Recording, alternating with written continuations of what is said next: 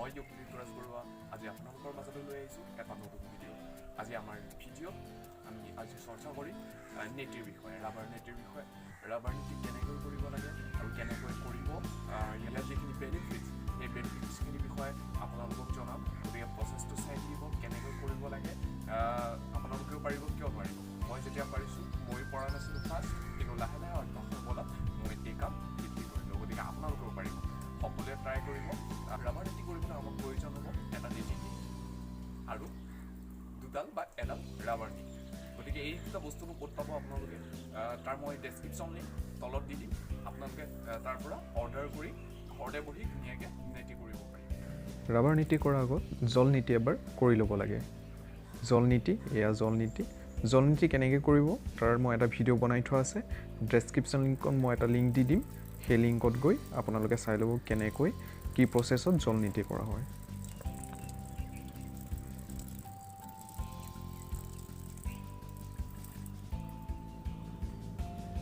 এবাৰ উল্টা চাইডে কৰিব।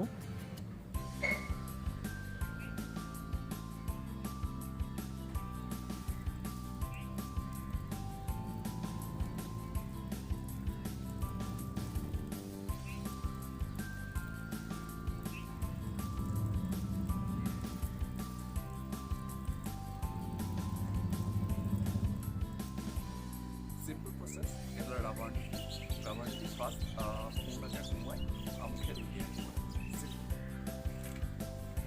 আপোনালোকে ইয়াত ঘি বা তেল লগাই থৈ দিব পাৰে। প্ৰথমে ৰাবাৰডালত ঘি লগোৱাৰ পিছত সোঁ নাকেৰে, যিকোনো নাকেৰে কৰিব পাৰে। মই প্ৰথম সোঁ নাকেৰে কৰিছোঁ। সোঁ নাকেৰে লাহে লাহে দুইটা হাত ব্যৱহাৰ কৰি মুখখন খোলা ৰাখি ভিতৰলৈ সোমোৱাই দিব। এটা চিম্পল প্ৰচেছ। এয়া চাওক কিদৰে ধুনীয়াকৈ ওলাই আহিলে। এয়া চাওক মুখেৰে কিদৰে ধুনীয়াকৈ ওলাই আহিছে। দুটা আঙুলিয়ে ধৰি লৈ ৰাব কৰিব লাগে।